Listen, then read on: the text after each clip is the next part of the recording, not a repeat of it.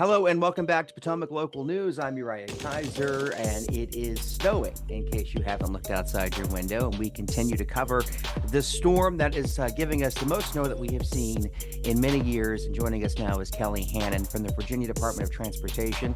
Kelly, thanks for coming on. I just was going over some snow totals, and it looks like our area, especially Stafford County, 8 inches of snow, one of the ones that is seeing some of the most snow throughout the entire Washington, D.C. area. So Fredericksburg definitely in the bullseye. What are you guys on the road seeing as the crews work to clear and keep the roads open? Our crews definitely had a busy night, especially in Stafford. As you said, they did receive some of the most accumulation that we got in VDOT's Fredericksburg district. So they have been really making repeated passes ever since it started snowing around midnight, hitting, I-95, Route 1, Route 17, Route 610, all of those major routes in Stafford that really, connect to the interstate, connect to public safety facilities, really just to keep the snow off, as much as they could off the travel lanes, make it passable for people who had to be out. Right now we're in, late morning, so there's a little bit of a lull people have noticed, but we don't want people to get complacent. We're going to get another round of snow here this afternoon and evening, resulting in more accumulating snow. The National Weather Service has estimated it could be another 4 to 6 inches in Stafford.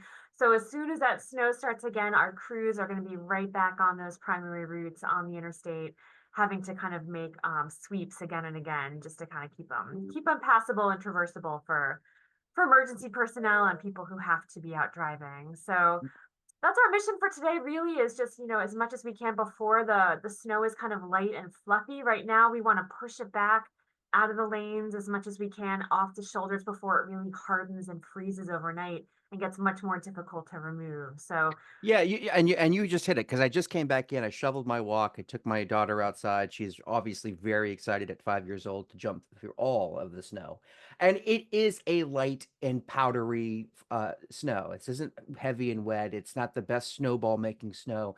So when it comes to clearing it, does it matter? Does that change the way the road crews deal with this, or is it all just plowable like any other snow would be?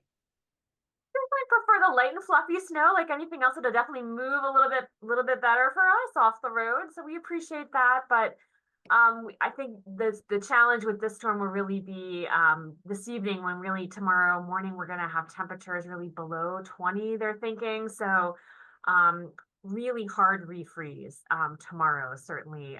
So they're working hard today. So part of the reason I definitely wanted to share with people why, they're working very, very hard on our main roads is you probably have not seen them very much.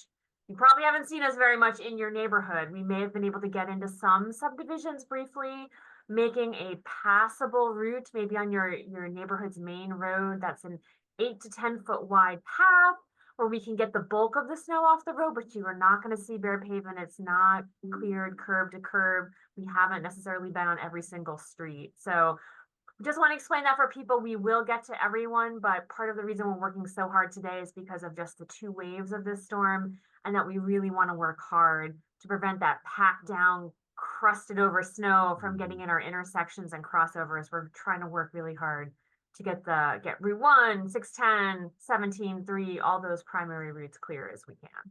You came on with us over the weekend to talk about preparations and what we were talking about before the snow got here. And we told everybody, please stay off the roads, give plow crews room. Don't crowd the plow, don't pass the plow. They're actually plowing forward a path for you to drive through. So here's your chance. Let's give everybody a grade. How they Well, doing? How are we doing out Well, there? we definitely, I think, last night, this morning, we did see, I think certainly a lot of people did stay off the road, and we're very grateful. So if you could just stay with us a little bit longer, help us get through the rest of Monday, the rest of tonight. It's the safest choice for you. I'd hate for people to go out, think they could dash out, and then the snow starts again, and you have to, have a very treacherous drive home. So please do stick with us a little bit longer. Let us get those additional inches off the road tonight. And then tomorrow morning, too, it is going to be very, very slick in the morning. And again, our crews are out, they'll be treating, but anytime ice is on the road, always a hazardous situation. So again, if you can delay a trip tomorrow as well, we we would certainly appreciate it, but I think it's also the best choice for people for whom travel is not absolutely essential tomorrow morning. So we're coming up on 10:45 now on Monday morning, and this is January 6th. And as you said, I'm looking at the radar here on the National Weather Service, and it looks like the bulk of the precipitation is moving over to the Chesapeake Bay and then obviously out to the Atlantic. But that could be deceiving because, as you said, there is more precipitation on the ways. As you alluded to earlier, maybe an additional 4 to 6 inches of snow on the way. Do we know if this is going to be much like the type of snow that we have seen? Are we talking about some changes, maybe some ice, maybe some sleet in what's coming? Do we know what are you hearing? We've received great, forecasts from the National Weather Service. I know this afternoon there's definitely a chance for some wintry mix, some sleet, some freezing rain to kind of mix in with the snow.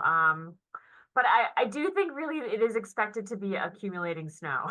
So, um, so I think that's kind of again we're kind of going into it with a worst case scenario point of view. We definitely are we mobilized at our highest level that we go to for the storm. We brought in all of our equipment, thinking again, what that boom forecast could be, maybe getting 12 inches. So we're keeping everybody, we're keeping all the equipment that we have. We're not turning anyone loose because we really want to make sure that we're equipped to really, get the next round of snow off and, really position us for the best possible response we can have to get as much snow off the main roads as possible. And of course, the interstate.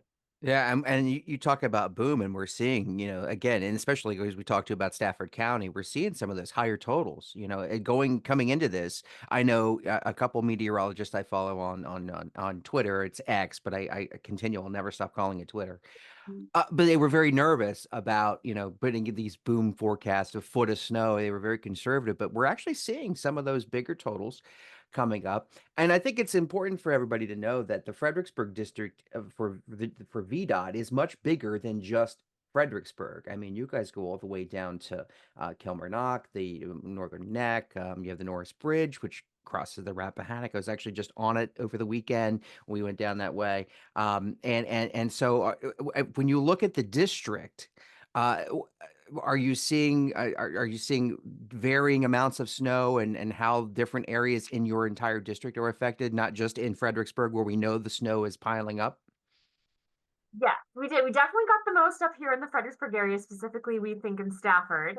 So yes, so they really did get the most for this storm. So we are able to kind of move equipment around. I think generally, we just have more population, more lane miles we have to take care of up here in Fredericksburg. So we do have more equipment always kind of at the ready up here for these events because we know it's just going to take us more people, more salt, more sand to kind of get the job done up here in Fredericksburg, Stafford, Spotsylvania, Caroline County as well.